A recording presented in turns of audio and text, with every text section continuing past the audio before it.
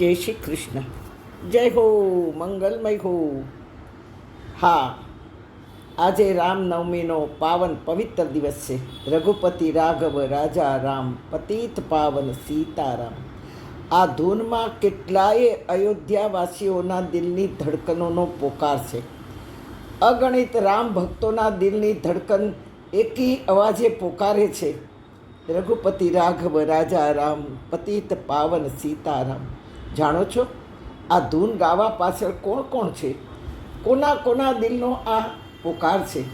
કોના દિલની આ ધડકન છે? તમને નવાઈ લાગશે.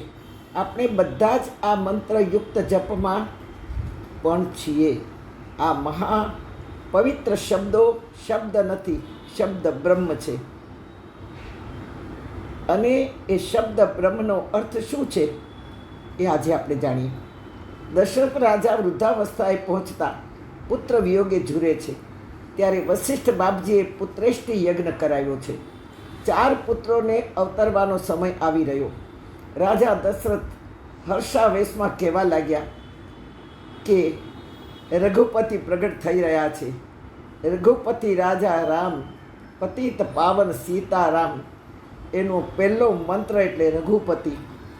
રઘુ રાજા મહાપ્રતાપી અને દાની હતા.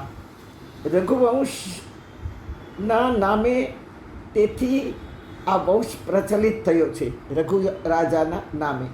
તેથી દશરથ રાજા પુત્ર જન્મ પહેલાં પોકારતા રઘુપતિ પ્રગટ થઈ રહ્યા છે, રઘુપતિ આવી રહ્યા છે.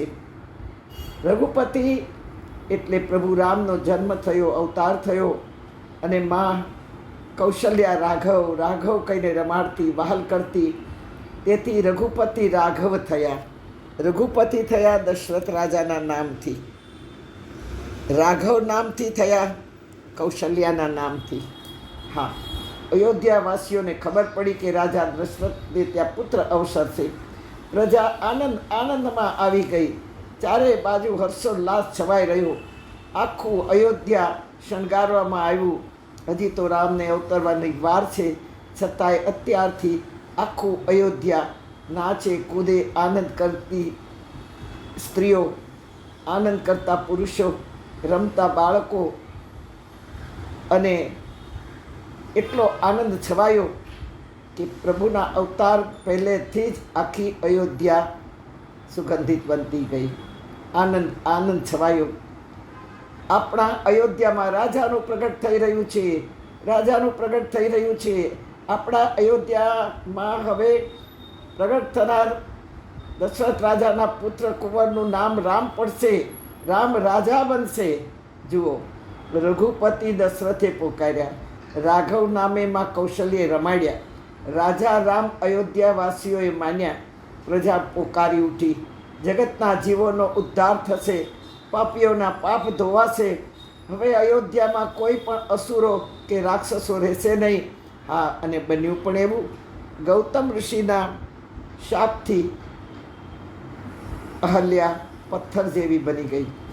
પથ્થર જેવી પડેલી અયોધ્યાના પ્રભુ રામે ચરણ સ્પર્શ નથી કર્યો, પણ એ પથ્થર પાસે ઊભા રહ્યા. અને એ પથ્થરમાંથી જે રજ ઉડી તે અહલ્યા ઉપર ઉડી અને અહલ્યાનો ઉદ્ધાર થયો. પથ્થરમાંથી પ્રગટ થઈ અહલ્યા. તેથી પતિત પાવન કરનાર પ્રભુ રામના દર્શન જગતે કર્યા. તેથી નામ પડ્યું પતિત પાવન. પ્રભુ રામજી ધનુષ તોડ્યું, સીતાજીને પરણીને અયોધ્યામાં પધાર્યા. અયોધ્યાવાસીઓએ જય સીતારામ, સીતારામ, સીતારામ કહી અને પોકાર્યા. હા, અયોધ્યાવાસીઓએ જય હો સીતારામ, જય હો સીતારામ, જય હો સીતારામ. ત્યારબાદ સીતાજીનું હરણ થયું. રાવણ વધ બાદ અયોધ્યા પધાર્યા પ્રભુ રામજી સીતાજીને લઈને. અને સીતાજીને સાથે સુખરૂપ જોઈને પ્રજા પોકારી ઉઠી, રઘુપતિ રાઘવ રાજા રામ, પતિત પાવન સીતારામ. અને પ્રજાએ શાંતિ અનુભવી.